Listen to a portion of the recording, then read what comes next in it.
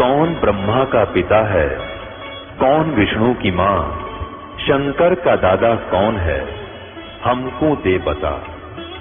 ये जानने के लिए कृपया सुनिए। जगत गुरु तत्वदर्शी संत रामपाल जी महाराज के अमृत वचन सर्व पवित्र धर्मों के पवित्र शास्त्रों के आधार पर।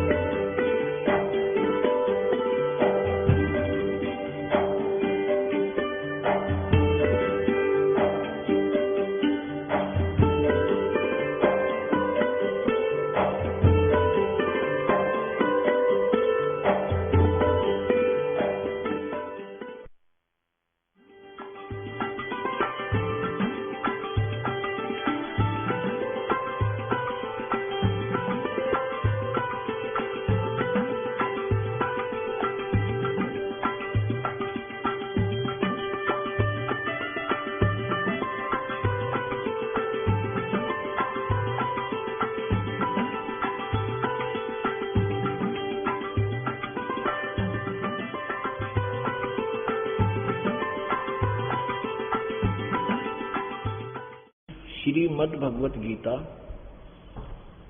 अध्याय नंबर 16 के श्लोक नंबर 23 में कहा कि अर्जुन, जो शास्त्र विधि को त्याग कर मनमाना आचरण करते हैं, यानी अपनी मर्जी से कोई भी जाप साधना तप आदि करते हैं,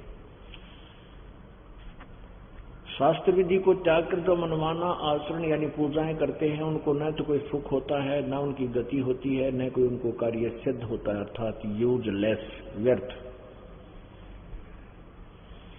फिर अध्याय नंबर 16 के श्लोक नंबर 24 में कहा कि अर्जुन, इससे तेरे लिए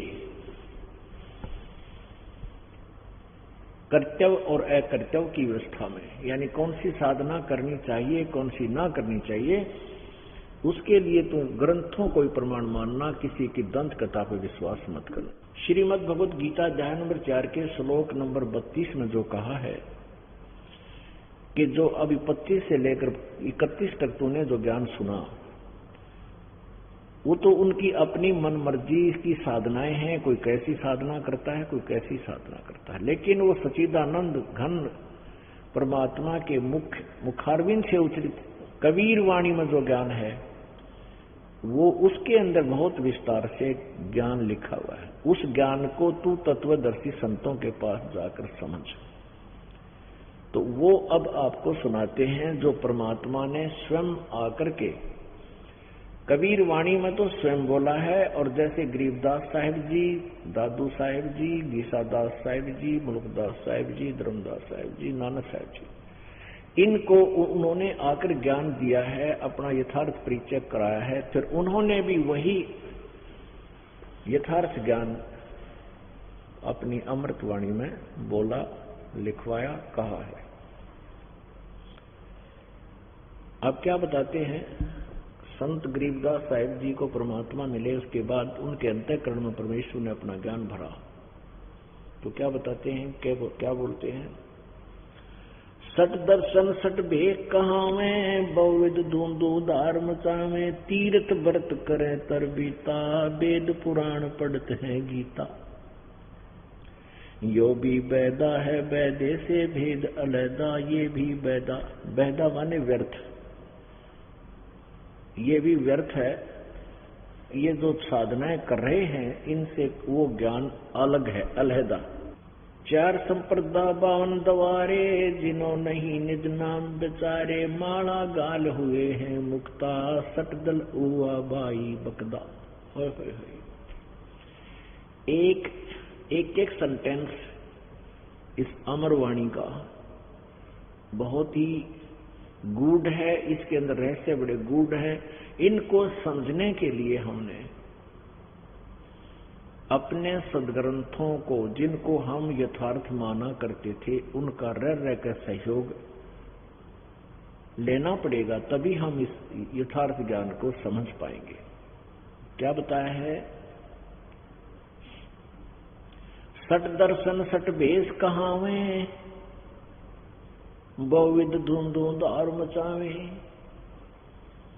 तीर्थ व्रत करें तर बीता, वेद पुराण पढ़त हैं गीता। चार संप्रदा 52 द्वारे, जिन्हों नहीं निज नाम विचारे। माला घाल हुए हैं मुक्ता, सटदल उआ बाई बकदा।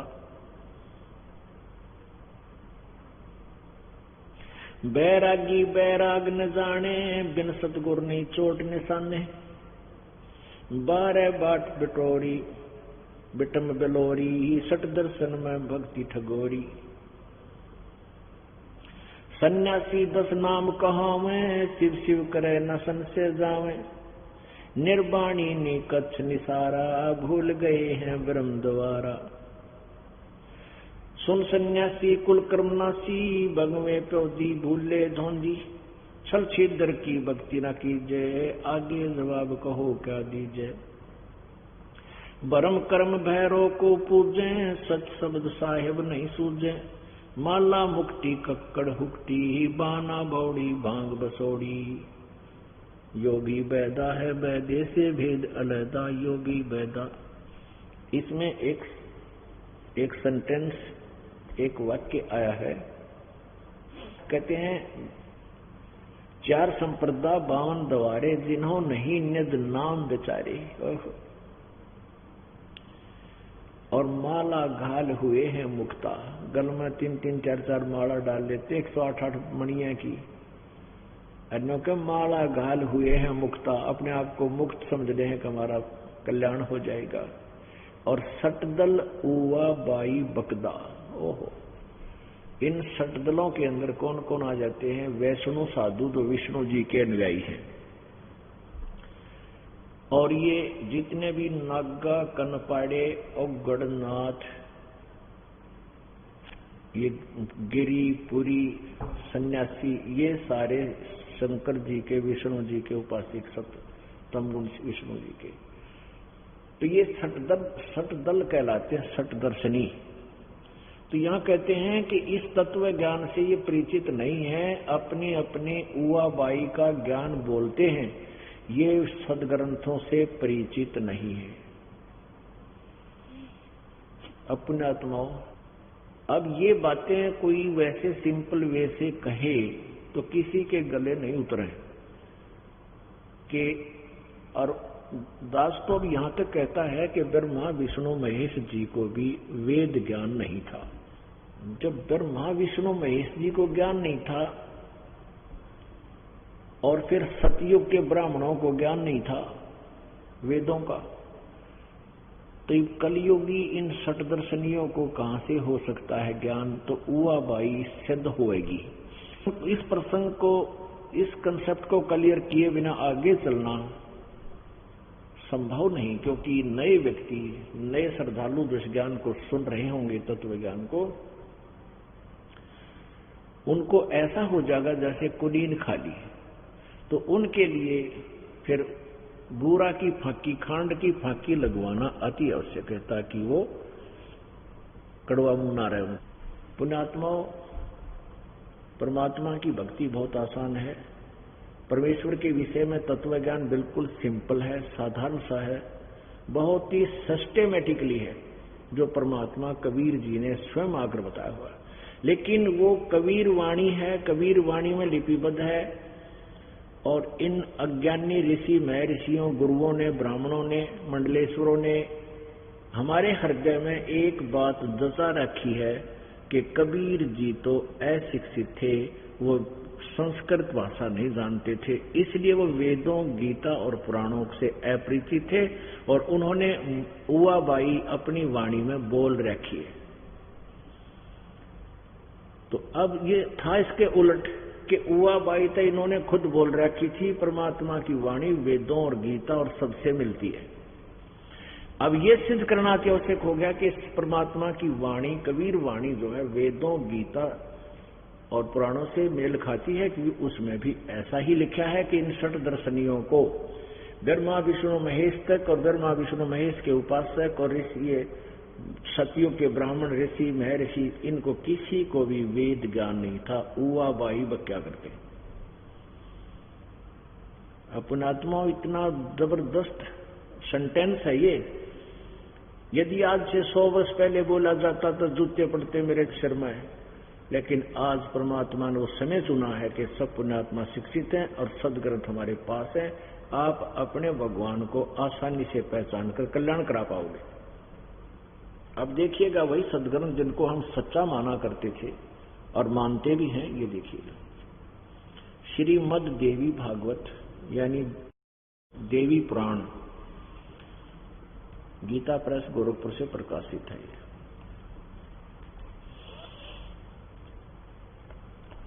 ये देखिएगा संक्षिप्त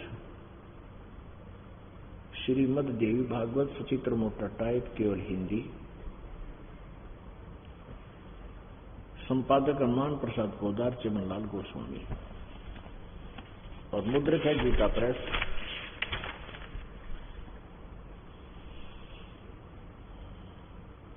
गोरखपुर, गीता प्रेस गोरखपुर, मुद्रक भी प्रकाशक भी। अब फिर हमने इसका एक लंबा चैप्टर लेना पड़ेगा तभी ये समझ में आएगी। देखिएगा इसके प्रश्न नंबर 28 पे, प्रश्न नंबर 28 पे, और ये देखिएगा संक्षिप्त देवी भागवत पहला स्कंद। इसमें नारद जी से व्यास जी ने प्रश्न किया, जो राइटर है इसका पुराणों का। अपने आत्मा यही दास सिद्ध करना चाहता है कि इनको भी ना पता था इस पुराणों के बारे में, यथार्थ ज्ञान नहीं था। अब ये क्या पूछता है, राइटर है ये, बल्कि ये पूछ रहा है नारद जी थे। नारद जी कह रहे हैं कि जो प्रश्न आपने मेरे से किया था यही मेरे पिताजी ब्रह्मा जी ने भगवान श्री विष्णु जी से कराया था, वो बताते थे। अब देखो नारद जी ने कहा, महाभाग व्यास जी, तुम इस विषय में जो पूछ रहे हो ठीक यही प्रश्न मेरे पिताजी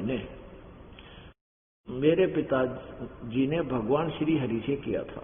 देवादिदेव भगवान जगत के स्वामी हैं, लक्ष्मी जी उनकी सेवा में उपस्थित रहती हैं, दिव्य कौस्तुमणि उनकी शोभा बढ़ाती है, वे शंख चक्र गदा लिए रहते हैं, पीताम्बर धारण करते हैं, 4 भुजाएं। इसे सिद्ध होगा ना ये विष्णु जी के विषय में। श्रीवत्स का चिन्ह, वक्ष स्थल पर श्रीवत्स का चिन्ह चमकता है। वे चराचर जगत के आश्रयदाता हैं, जगत गुरु एवं देवताओं के भी देवता हैं। अब नारद जी कह रहा है विष्णु जी को कि ये जगत गुरु है विष्णु। आगे देखिए जगत गुरु के बोल। ऐसे जगत प्रभु भगवान श्री हरि महान तप कर रहे थे, महान तप, घोर तप, उनकी समाधि लगी थी। यह देखकर मेरे पिता ब्रह्मा जी को बड़ा आश्चर्य हुआ। उन्होंने उनसे जानने की इच्छा प्रकट की विष्णु जी से। ब्रह्मा जी ने पूछा, प्रभु आप देवताओं के अध्यक्ष, जगत के स्वामी, भूत भविष्य एवं वर्तमान सभी जीवों के एकमात्र शासक हैं। ब्रह्मा जी विष्णु जी ने कह रहा है तू सब कुछ है, आप सब कुछ हो, सबके मालिक हो, भगवानों के भगवान हो। भगवान फिर आप क्यों तपस्या कर रहे हैं और किस देवता की आराधना में ध्यान मग्न है? मुझे असीम आश्चर्य तो यह हो रहा है कि आप देवेश्वर यानी सबसे महान प्रभु परमेश्वर, देवेश्वर बन परमेश्वर, और एवं सारे संसार के शासक होते हुए भी समाधि लगाए बैठे। ब्रह्मा जी के विनीत वचन सुनकर भगवान श्री हरि उनसे कहने लगे, ब्रह्मन सावधान होकर सुनो, मैं अपने मन का विचार व्यक्त करता हूं। देवता, दानव और मानव सब यही जानते हैं तुम सृष्टि करते हो, मैं पालन करता हूं, और शंकर संहार क्या करते हैं। किंतु फिर भी वेद के पारगामी पुरुष अपनी युक्ति से यह सिद्ध करते हैं कि यह रचने, पालन और संहार करने की योग्यता जो हमें मिली है उसकी अधिष्ठात्री शक्ति देवी है। ठीक है, आगे देखो।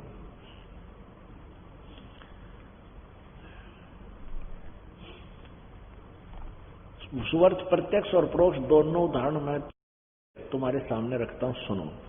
यह निश्चित है कि उस शक्ति के अधीन होकर ही मैं इस शेष नाग की सैया पर सोता और सृष्टि करने का अवसर आते ही जाग जाता हूँ। मैं सदा तप करने में लगा रहता हूँ। ओह, और उस शक्ति के शासन से मैं कभी मुक्त नहीं रह सकता। कभी अवसर मिला तो लक्ष्मी के साथ सुखपूर्वक समय बिताने का सौभाग्य प्राप्त होता है। मैं कभी तो दानवों के साथ युद्ध करता रहता हूँ। अखिल जगत को भय पहुंचाने वाले दैत्यों के विकराल शरीरों को शांत करना मेरा परम कर्तव्य हो जाता है। और आगे देखिए, कमाल कर दिया। ये पहला सकंद ही चल रहा है। 29 पृष्ठ हम पढ़ रहे हैं, 28 पहले पढ़ दिया। इसमें नीचे आया, भगवान विष्णु जी कह रहे हैं कि मुझे सब प्रकार से शक्ति यानी दुर्गा के अधीन होकर रहना पड़ता है। उन्हीं भगवती शक्ति का मैं निरंतर ध्यान किया करता हूँ। ब्रह्मा जी, मेरी जानकारी में इस भगवती शक्ति से बढ़कर दूसरे कोई देवता नहीं। अब यहाँ क्लियर हो गया श्री विष्णु जी को कितना अध्यात्म ज्ञान है कि मेरे ज्ञान में इस दुर्गा तो ऊपर कोई भगवान नहीं, और मैं इसकी पूजा करता हूँ, और मैं और घोर तप करता हूँ। फिर तप करके क्या होता है, तप करके बैटरी चार्ज कर लेता है और फिर उनको राक्षसों को मारकर डिस्चार्ज कर लेता है। ऐसे सब की दुर्गति इस काल ने कर रखी है। अब दुर्गा क्या कहती है? विष्णु जी तो कहते हैं मैं दुर्गा की पूजा करता हूँ, और दुर्गा कहती है कि नहीं, एक ब्रह्म ही पूज्य है और उसी की पूजा करो और सब बातें त्याग दो। अपने आत्मा नो पता लगेगा। और ब्रह्म कहता है कि परम अक्षर ब्रह्म की पूजा करो, जैसे भी आपको सत्संग के प्रारंभ में बताया था। ब्रह्म कहता है कि मेरा तो एक ओम मंत्र है, और तुम उस परम अक्षर ब्रह्म की यानी पूर्ण परमात्मा की उस सच्चिदानंद घन की भक्ति करो, और वो ज्ञान तत्वदर्शी संतों से प्राप्त करो। ज्ञान देखिएगा, प्रश्न नंबर 562 पे।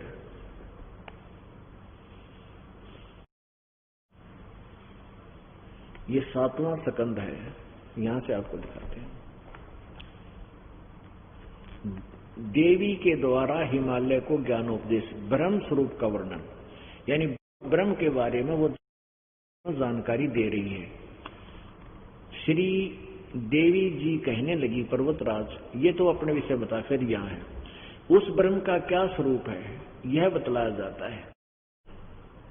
जो प्रकाश रूप सबके अत्यंत समीप में स्थित गुह हृदय रूप गुह में स्थित होने के कारण गुहाचर नाम से प्रसिद्ध है, अर्थात महान पद प्रसिद्ध, महान पद अर्थात महाप्राप्त है। वह समस्त प्रजा के ज्ञान से परे है, अर्थात किसी की बुद्धि मानने वाला नहीं है, यह तुम जानो। जो परम प्रकाश रूप है, जो सूक्ष्म से भी अत्यंत सूक्ष्म है, जिसमें संपूर्ण लोक और उन लोकों में निवास करने वाले प्राणी स्थित हैं, वही यह अक्षर ब्रह्म है। वही सबके प्राण है, वही सबकी वाणी है, वही सबके मन है, वही सबका सत्य और वही परम सत्य।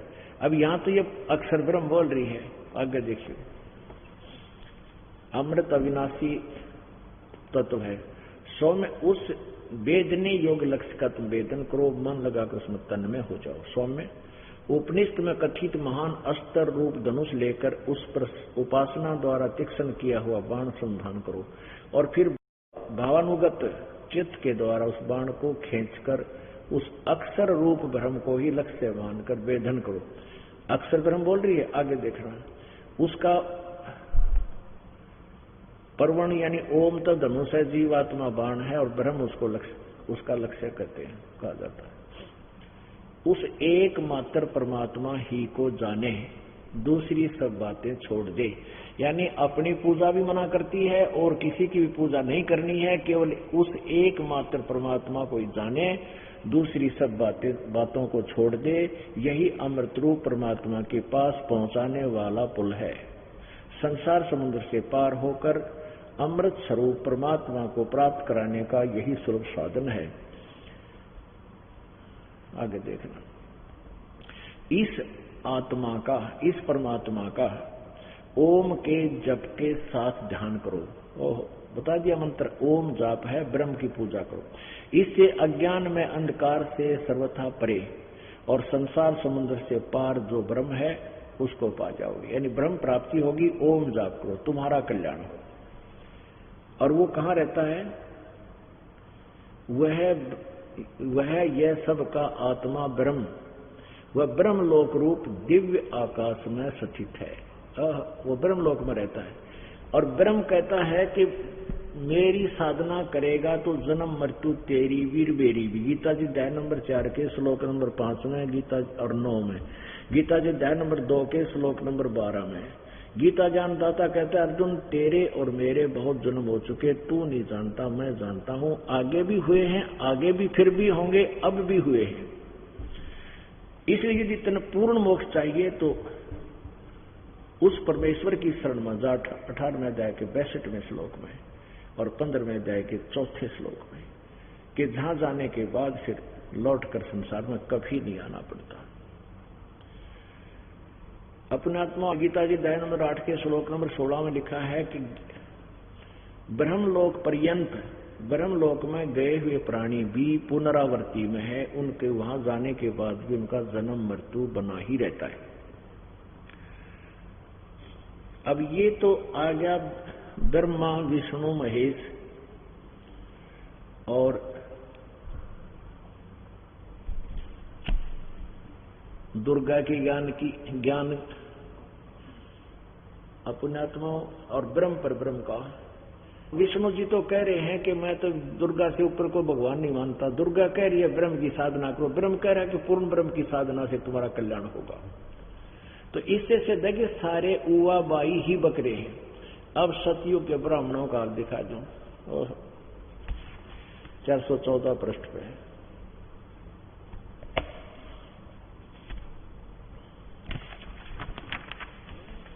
छठा स्कंध, वही देवी भागवत, छठा स्कंध, पृष्ठ 414 पे। यहां देखिएगा, जन्मे जय ने पूछा, महाभाग किस युग में और कैसा धर्म का स्वरूप है, इस पूर्ण विषय को विशेष रूप से बताने की कृपा कीजिए। व्यास जी बोले, तो राजन यह निश्चय है कि सतयुग में ब्राह्मण वेद के पूर्ण विद्वान थे। व्यास जी बता रहे हैं ये बात। उनके द्वारा निरंतर भगवती जगदम्बा की आराधना होती थी। भगवती का दर्शन करने के लिए उनका मन सदा ललायत रहता था। प्रत्येक गांव में शक्ति मंदिर का उद्घाटन हो, दुर्गा का मंदिर बने, इस विषय की उनके मन में बड़ी उत्सुकता थी। यानी सतयुग तक गठ गढ़वा रखे मंदिरा का ब्राह्मणों ने। ये देखो अब क्या कहे हैं कि सतयुग के ब्राह्मण वेद के पूर्ण विद्वान थे और दुर्गा की पूजा करते थे। और दुर्गा के मैं पूजा के योग्य हो ही नहीं, ब्रह्म की पूजा करो। अब आगे देखो इसकी एक और झलक है।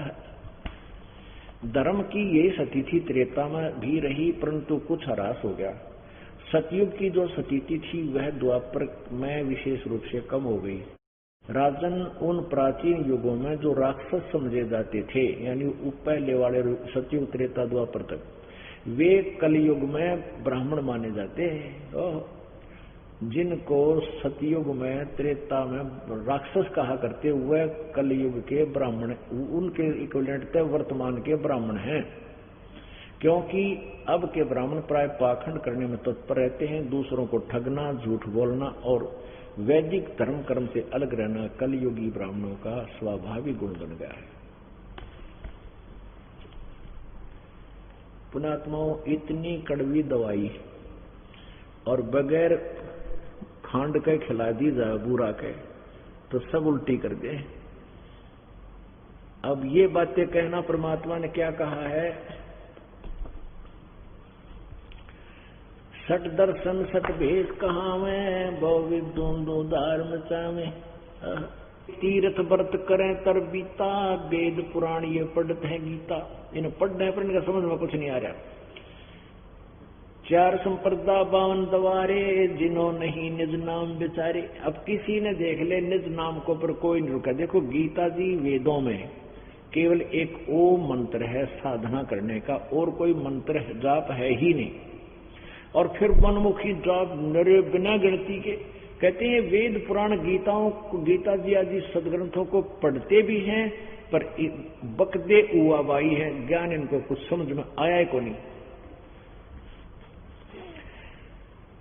जिन्होंने ही निज नाम विचारे, जिन्होंने निज नाम की तरफ विचार नहीं किया, वास्तविक मंत्र की साधना नहीं की, माड़ा गाल हुए हैं मुक्ता, सटदल उआ बाई बकदा।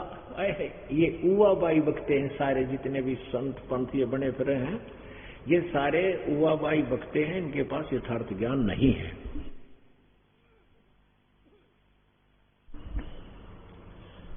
अपने आत्मा, अब आपका समझ में आएगा परमात्मा की अमृतवाणी।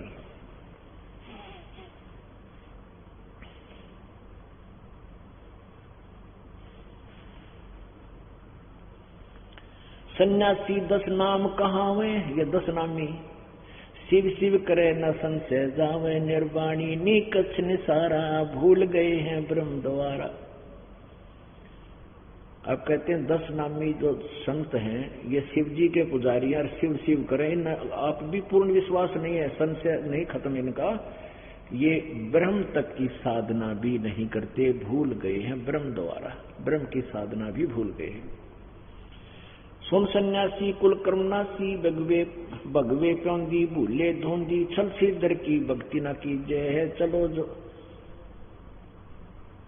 आगे जवाब कहो क्या दीजिए।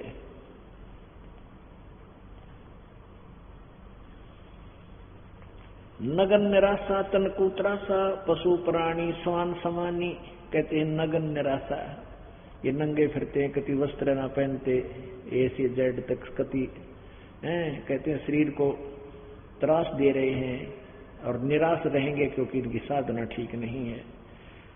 पशु प्राणी समान समानी।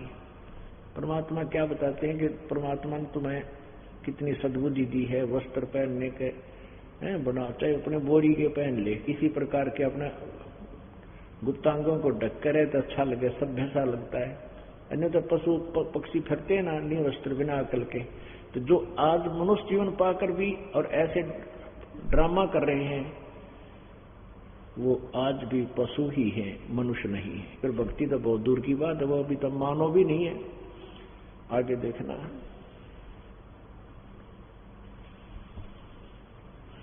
बैरागी सन्यासी सेवड़े तन पर छार लगावे हैं, और 500 नार 2500 लड़के ये धुंधों धार मचावे हैं।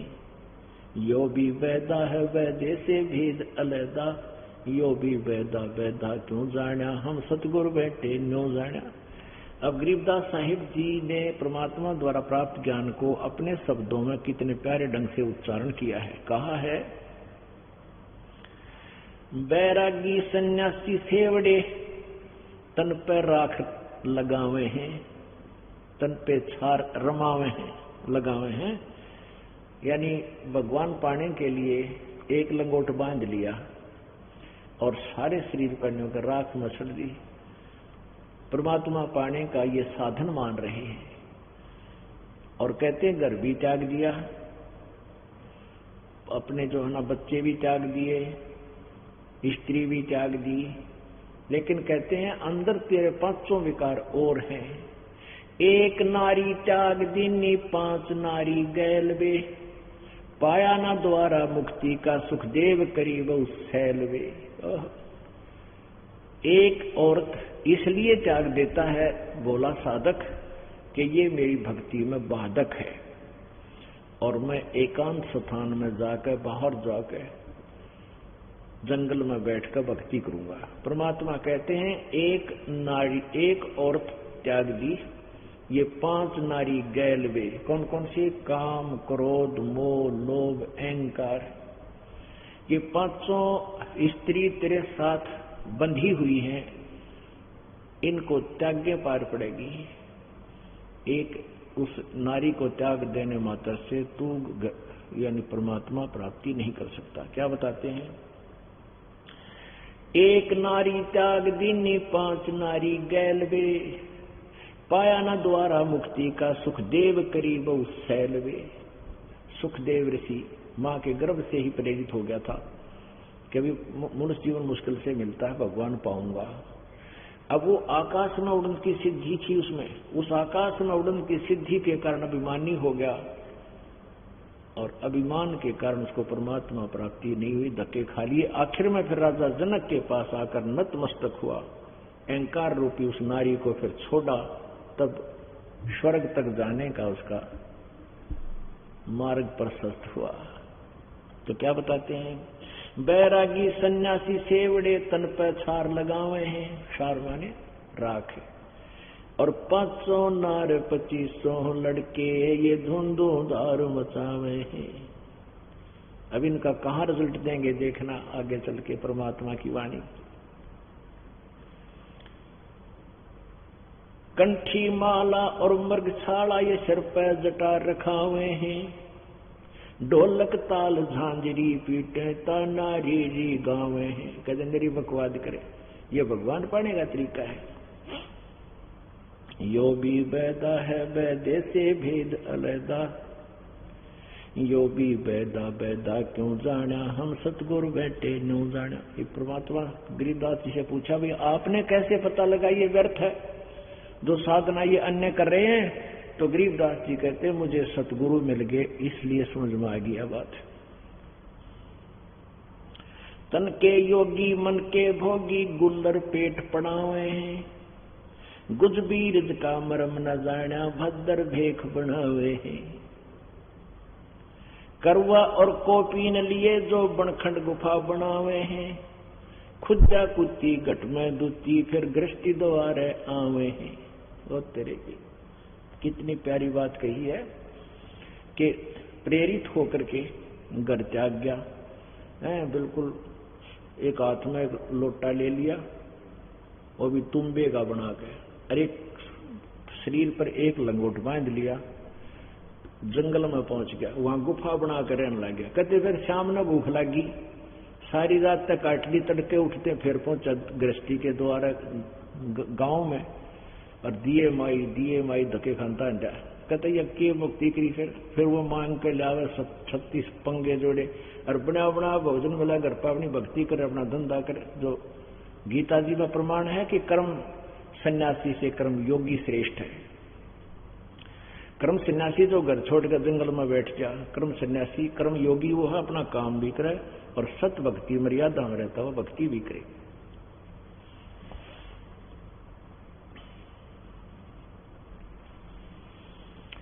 खाखी और निर्वाणी नागा सिद्ध जमात चलावे हैं,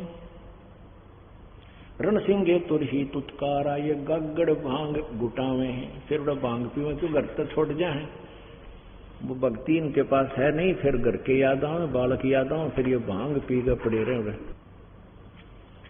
अब प्रसंग जो जहां से चला था इस बैदे के अंग का, बैरागी सन्यासी सेवड़े तन पर छार लगावे हैं, 500 नार 2500 लड़के धुंधुधार मचावे हैं। अब इसका यहां आकर निर्णय दिया है, क्या बताते हैं। काशी गा प्रयाग महोदित जगन्नाथ को जावे हैं, लोहागर और पुष्कर पर से है द्वारा दाग दगावे हैं। यो भी बैदा है बैदे से भेद अलैदा, बैदा क्यों जाना हम सतगुरु बैठे न्यू जाना। तीर तुपक तरवार कटारी जमदर झोर बधावे हैं, हर पैड़ी हर हेत न जाना वाजा तेग चलावे हैं। काटे शीस नहीं दल करुणा ये जग में साध कवावे हैं, जो जन उनके दर्शन को जावे उनको भी नरक पठावे हैं। अब वहां यहां लाकर छोड़ा है कि ये जितने भी बैरागी सन्यासी बने फिरे हैं, बैरागी सन्यासी सेवड़े, और तो इसे दिखे महात्मा पड़े हैं, क्यों राख रूख रमा कर जुटा जुटा बढ़ा कर त्रिशूल त्रिशाल लेकर फिर अनिकी से सांग कर लें। कहते हैं एक बार कुंभ के मेले का संयोग हो गया कि तब पर भी लगनी थी हरिद्वार में हर पेड़ी में, और ये सभी जो महापुरुष कहलाते हैं, संत जिनको हम संत मानते हैं, सन्यासी और बैरागी, ये वैष्णव, इन सन्यासियां माँ है, ये जो विष्णु जी के उपासक हैं ये सारे, और जो शिव जी तमोगुण के उपासक हैं, सतोगुण विष्णु जी के उपासक हैं, ये सारे सन्यासी बैरागी सन्यासी नाम आ जाते हैं, छठ दल में आ जाते हैं। तो उसमें अब क्या हुआ कि पर भी का कोई समय निर्धारित होता है, निर्धारित समय पर ये सभी जितने भी संत नागा हैं, वैष्णव हैं, कनपाड़े हैं, गिरी हैं, पुरी हैं, ये सब अब गिरी वाले टोल में इकट्ठे होंगे और पुरी वाले समूह में, कनपाड़े कनपाड़ा में, नाग्या नाग्या में, वैष्णो में जाकर वहां एक जगह इनके पूरा अलग अलग समुदाय बन जाते हैं, समूह बन जाते हैं। तो ये पूरे समूह का समूह स्नान करने के लिए चलता है। सबसे पहले नागा पहुंच गए उस हर की पैड़ी में पर भीमा स्नान करने के लिए गंगा के किनारे। पीछे से आगे वैष्णो साधु सतोगुण वैष्णो के उपासक, और नागा होते हैं तमोगुण उपासक शिव जी के। तो विष्णु के उपासकों ने नागाओं से कहा कि नागाओं तुम पहले स्नान नहीं करोगे, पहले स्नान हम करेंगे, हम सर्वश्रेष्ठ हैं, तुम बाहर आ जाओ।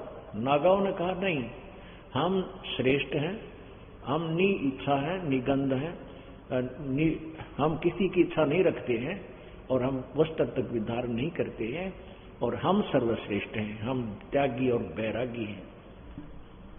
अब वैष्णव साधु कहने लगे कि तुम काहे के श्रेष्ठ हो, तुम कभी स्नान करते नहीं, आज तुम नहाने वाले बन गए हैं, टट्टी के हाथ भी ना धोते, शरण फिरो, तुम बाहर मर लो, हम पहले नहाएंगे बाद में मरियो, तुम बाद में नहाना।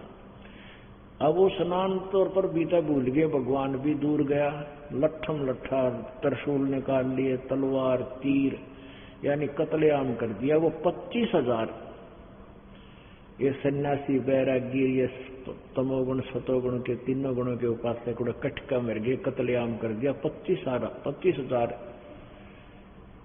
ये नकली सांग आपका कटका मर गया। उसके बारे में बताते हैं सच्चिदानंद घन ब्रह्म की वाणी क्या बता रही है, वो सूक्ष्म वेद क्या बताता है। तीर तुपक तलवार कटारी जमदड़ जोर बधावे हैं, हर पैड़ी हर हेत न जाना वाजा तेग चलावे हैं। काटे शीस नहीं दिल करुणा ये जग में साध कवावे हैं, जो नर जाके दर्शन जाही तिसको भी नरक पठावे हैं। ओहो, अब जो स्टार्ट किया था वैदिकांग वही उसी के विषय बता रहे हैं कि सन्यासी बैरागी सन्यासी सेवड़े तन पर सार लगावे हैं और 500 नार 2500 लड़के, ये 500 काम क्रोध मोह लोभ अहंकार फिर इनसे संबंधित प्रकृतियां कहते हैं इनकी सब के रेल बनाए रखे। तो उसी के विषय बताते हैं कि काटे शीश नहीं दिल करुणा, अरे ये साधक वहां ये संत कहलाते हैं, और जो इनके अनुयायी बन जाते हैं कहते उनको भी नरक ले जाते हैं, इनकी साधना ठीक नहीं। सच्चिदानंद घन ब्रह्म की वाणी में आप ये अमृत ज्ञान सुन रहे हो, तो उस परमेश्वर ने स्वयं आकर के ये ज्ञान बताया है कि पूर्ण परमात्मा की प्राप्ति, पूर्ण परमात्मा कौन है, वो कहाँ रहता है, उसके और उसकी साधना से हमें क्या लाभ है, अन्य जो पूजाएं तुम करते हो उससे क्या लाभ है। जैसे आप शिव जी की पूजा करते हो तमोगुण की, तो आप शिवलोक में चले जाओगे, उसका मंत्र भी कोई और है, जो आप जाप करते हो वो मंत्र नहीं है, ओम नमः शिवाय ये कोई मंत्र नहीं है। अपने आत्मा यहां समस्या ये आई हुई है कि एक शब्द भी दास जो बोलता है कि ऐसा नहीं है, ये भी वैदा है, तो उसके साथ प्रमाण ना देने से आप जी स्वीकार नहीं कर सकते। इसके लिए हमने उन्हीं से प्रमाण लेना होगा जिन सदग्रंथों को हम श्रेष्ठ मानते हैं। हम ब्रह्मा विष्णु महेश जी को सर्वोपरि भगवान माना करते हैं, विष्णु जी को तो सबसे बड़ा। अब शिव पुराण से पता चलेगा कि ब्रह्मा विष्णु महेश ये काल के पुत्र हैं और ये केवल एक ब्रह्मांड में एक विभागीय मंत्री साहब हैं। अब जो प्रसंग हम क्लियर करना चाह रहे हैं वो है कि ओम नमः शिवाय ये किसी शास्त्र में मंत्र नहीं है। ये देखिए शिव पुराण,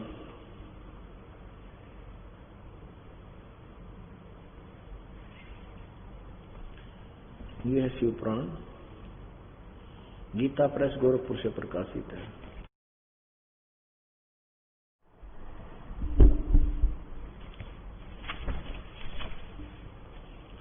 ये देखिएगा शिव पुराण सचित्र मोटा टाइप केवल हिंदी। संपादक हनुमान प्रसाद पोदार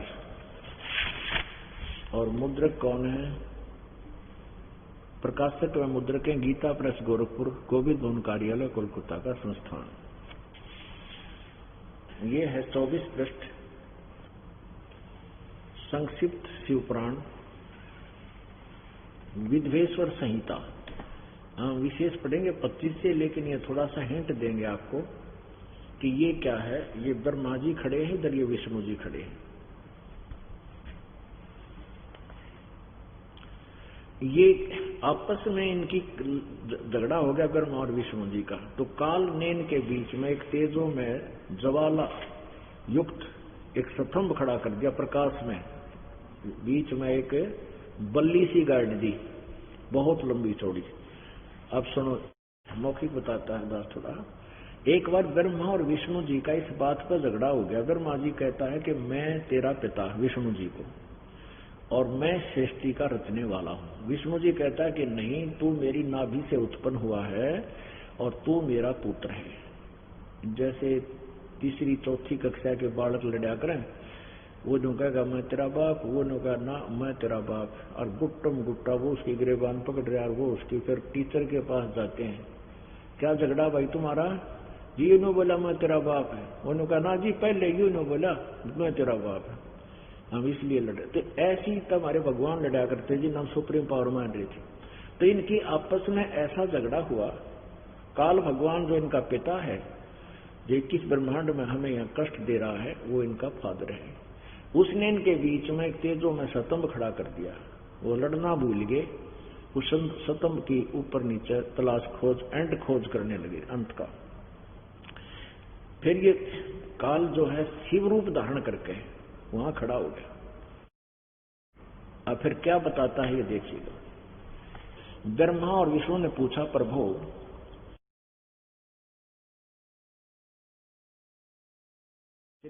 प्रभो सृष्टि आदि 5 कर्तव्यों के लक्षण क्या हैं, यह हम दोनों को बताइए। भगवान शिव बोले, ये काल है ब्रह्म, मेरे कर्तव्यों को समझना अत्यंत गहन है, तथापि मैं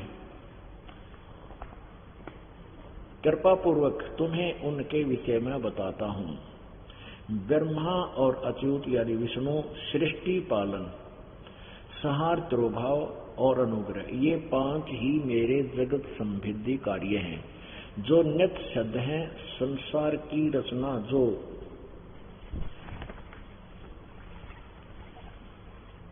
आरंभ है उसको सृष्टि कहते हैं, सर्ग या सृष्टि कहते हैं। नीचे देखो, अब ये शिव रूप में प्रगट काल बोलता है ब्रह्मा और विष्णु को, पुत्रो तुम दोनों ने तपस्या करके प्रसन्न हुए मुझ परमेश्वर से सृष्टि और स्थिति नामक 2 कृत्य यानी ये जॉब प्राप्त किए हैं। ये दोनों तुम्हें बहुत प्रिय है। इसी प्रकार मेरी विभूति स्वरूप रुद्र और महेश्वर, अब ध्यान रखना, ब्रह्मा और विष्णु रुद्र और महेश्वर ये बोलने वाले से अलग हैं। ये बोलने वाला काल है, ब्रह्म है। ये मैं 2 अन्य कृत्य संहार और तिरोभाव मुझसे प्राप्त किए, परंतु अनुग्रह नामक कृत्य दूसरा कोई नहीं पा सकता। रुद्र और महेश्वर अपने कर्म को भूले नहीं है, इसलिए मैंने इनके लिए अपनी समानता प्रदान की है। यानी जो रुद्र और महेश्वर उस काल जैसी शिव जैसी वेशभूषा में रहते हैं। रुद्र और महेश्वर ब्रह्मा विष्णु से न्यारे हैं, ये जिसमें शिव के हैं यो तमोगुण, तो ये काल के पुत्र हैं। रुद्र भी, महेश्वर भी, और ब्रह्मा भी और विष्णु भी।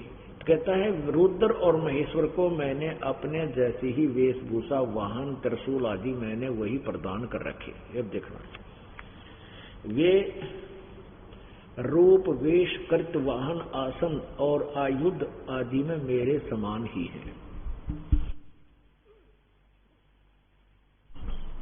अब यहां प्रकट देखना, जो प्रश्न करना है हमने, जो समाधान करना है वो ये है, मैंने पूर्व काल में ये ब्रह्मा विष्णु महेश से और रुद्र से जो पांचवा है वो बोल रहा है काल ब्रह्म, मैंने पूर्व काल में अपने स्वरूप भूत मंत्र का उपदेश किया है जो ओंकार के रूप में प्रसिद्ध है। ओम वह महामंगलकारी मंत्र है। सबसे पहले मेरे मुख से ओंकार ओम प्रकट हुआ जो मेरे स्वरूप का बोध कराने वाला है। ओंकार वाचक है, मैं वाच्य हूँ, यह मंत्र मेरा है, स्वरूप ही है। प्रतिदिन ओंकार का निरंतर स्मरण करने से मेरा ही सदा स्मरण होता है। ओम का जाप ब्रह्म का जाप है। मेरे उत्तरवर्ती मुख से अकार, पश्चिम मुख से उकार 2 और दक्षिण मुख से मकार 3, पूर्ववर्ती मुख से बिंदु 4 और मध्यवर्ती मुख से नाद का प्रकट। ये 5 हो गए ना अक्षर, अकार, उकार, मकार, बिंदु और नाद, ये 5 हो गए। इन 5 से ओंकार शब्द बना। इन्होंने क्या अड़ंगा डाल दिया देखिए। इस प्रकार 5 अवयव से युक्त ओंकार का विस्तार हुआ है। इन सभी अवयव से एकीभूत होकर यह ओंकार नामक एक अक्षर हो गया, जो गीता के धर्मराट के श्लोक नंबर 13 में आपका यू काम आओगा कि ओम इति एक अक्षरम ब्रह्म व्यवहारन माम अनुसमन यह प्रयाति तो संदेहम सयाति परमाम गति। ये काल बोल रहा है, ब्रह्म बोल रहा है। अच्छा, इन्होंने क्या डंगा कर दिया ही देखो, ओम नमः शिवाय, यह 5 अक्षर मंत्र है, दे उड़ा दिया डंगा। वो तो कहता है इस ओंकार में ही 5 अक्षर हैं, 5 हैं। देखो मेरे उत्तरवर्ती मुख से अकार, पश्चिम से उकार और दक्षिण से मकार 3 और चौथा बिंदु 5वां नाद, ये 5 अक्षर से बना हुआ एक अक्षर ओम है। इन सभी अवयव से एकीभूत होकर ये तो कहता है मेरा एक ओम मंत्र बना। हरियो नौके हैं कि अकार मकार कर्म से प्रकाश में आए और ओम नमः शिवाय, ये 5 अक्षर मंत्र है। यो आड़ंगा डाल दिया अपने मनमुखी शौचालय ने। ये भोली आत्मा तो संस्कृत तो पढ़ नहीं सके हम, और ये हिंदी अनुवादित ओम नमः शिवाय यो घोटन लाएगी। और ये कति मंत्र नहीं है, व्यर्थ मंत्र है। अब यहाँ आपको दिखाते हैं, अब ये तो केवल हिंदी है, अब आपको संस्कृत वाली में दिखाते हैं, जिसको संस्कृत इंक्लूड है जिसमें, वो दिखाते हैं। शिव महापुराण हिंदी टीका सहित भाग 1। और ये कहां से प्रकाशित है?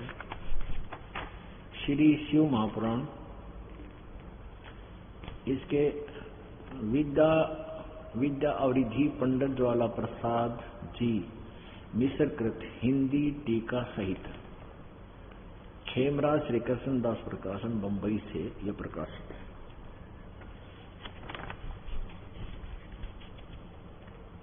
इसके ये देखना,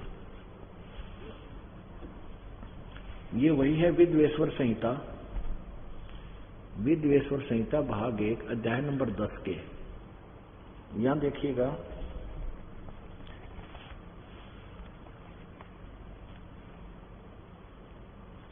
ये वही जो का तो प्रकरण है। इसमें प्रश्न नंबर 19 है, 18 से सुनाते आपको यहां से। ये श्लोक प्रश्न नंबर 18 विद्वेश्वर संहिता है, शिव पुराण विद्वेश्वर संहिता अध्याय 10 का, और प्रश्न नंबर ये आप 18 पढ़ रहोगे। यहां देखना, हे पुत्रो, यह कृत आपने तप से प्राप्त किया है जिसको सृष्टि उत्पत्ति और पालन कहता है, सो मैंने प्रसन्न होकर तुम्हें दिया। अब आगे देखो, हमने तो अपना वास्तविक उद्देश्य उसको पूरा करेंगे।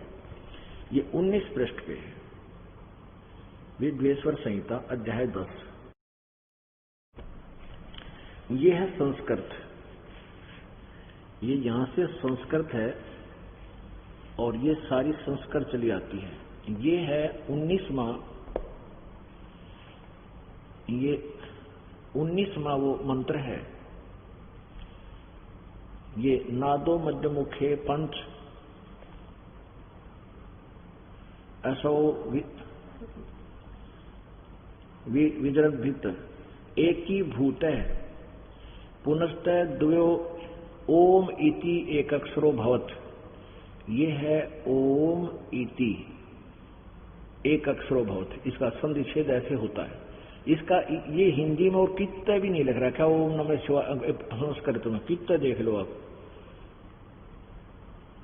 कितना ओम नमः शिवाय नहीं है, कितना भी।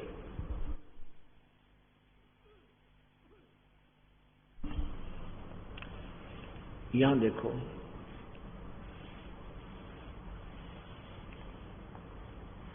ये यहां ये क्लियर करता हुआ आ रहा है, यह मेरा मंत्र सोई निज मंत्र है, सोई निज मंत्र है। उपदेश करते समय ओंकार मेरे मुख से उत्पन्न होने से मेरे ही रूप का बोधक है और महामंगल करने वाला है। यह वाचक है और मैं वाच्य हूँ। यह मंत्र मेरा आत्मा है, इसके श्रवण से मेरा श्रवण होता है। अब सारा विवरण दे रहा है यहाँ पर। उत्तर के मुख से अकार, पश्चिम के मुख से उकार, दक्षिण के मुख से मकार, पूर्व के मुख से बिंदु और मध्य के मुख से नाद उत्पन्न हुआ। इस प्रकार 5 प्रकार से निर्गत हुआ यह सब एक होकर ओम ऐसा एक अक्षर हो जाता है। अपना तो कहीं भी नहीं लिखा, यह सब नाम रूपात्मक वेदभूत होने दोनों कुल अर्थात स्त्री पुरुष भेद से भौतिक शरीर वर्ग के देवा दो का भेद वाला है और इसी मंत्र से व्याप्त और शिव शक्ति का बोधक है, विश्व शिव शक्ति का बोधक है। और इसी ओंकार से सब जगत का बोधक परम मंत्र उत्पन्न हुआ है। अकार आदि अर्थात अकार से, नकार से, मकार से सभी एक ही बिंदु से व नाद से यह प्रकट हुआ है। इसमें कितने भी ओम नमः शिवाय का जिक्र भी नहीं है। मैं ये कहना चाहता है दास, उससे ये 5 सब वेद उत्पन्न हुई तो आगे मंत्र वेद, तो ये है संस्कृत जिसका वो अनुवाद वहां पर आपने पढ़ा। इसमें एक ही भूत है पुरुष दो ओम इति एक अक्षरो भवत है, इसका है ये अर्थ। ये 19वां या 18वां खत्म हुआ। यहां देखो, ये जहां से 18वां समाप्त होता है ये मंत्र, मध्य के मुख से नाद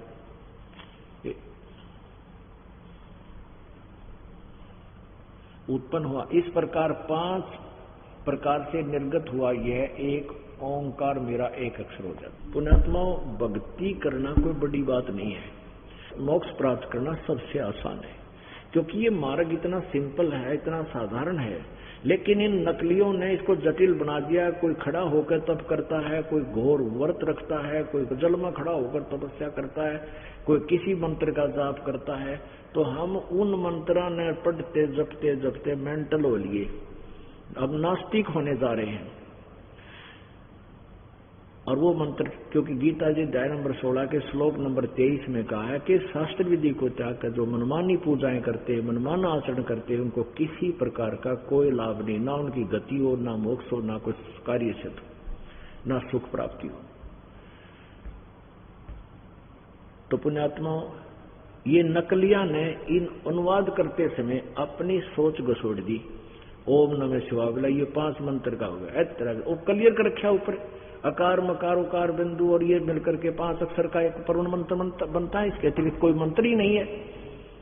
तो क्या बताते हैं परमात्मा अपनी वाणी में, कहते हैं, मोती मुक्ता दर्शत नाही, ये जग है सब अंदरे, दिखत के तो नैन चश्म इनके फिरा मोतिया बंदरे। अब ये जैसे किसी को मोतिया बंद हो जाता आंखों में, उसकी आंखें बड़ी स्वस्थ नजर आती हैं पर उसको दिखता कुछ नहीं, नपट अंधा होता है। ऐसे ही हमें विद्वान नजर आए थे, मैं ऋषि मंडलेश्वर संस्कृत के पढ़ने वाले, लेकिन इनके अज्ञान रूपी मोतिया बंद हो रहा था। अब परमात्मा ने आकर दास का ऑपरेशन किया और ऑपरेशन करने वाला डॉक्टर बना दिया। अब पुण्यात्माओं, अपना कल्याण कराओ और अपने बच्चों का भी कल्याण कराओ। बोलो सतगुरुदेव सत साहिब। परम पिता परमात्मा पूर्ण ब्रह्म सारी सृष्टि के रचनहार, कुल मालिक कबीर देव कबीर साहेब जी की असीम कृपा से आप जी इस सत्संग समारोह में पहुंच पाए।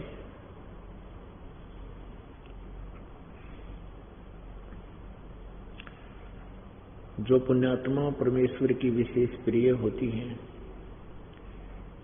उन्हीं को ये सत्संग का सुअवसर प्राप्त होता है। पुण्यात्माओं, हमने इस काल के जाल में फंसोने असंख्य जन्म हो गए और हम अब यहाँ क्या कर रहे हैं, पहले हम क्या करके चले गए,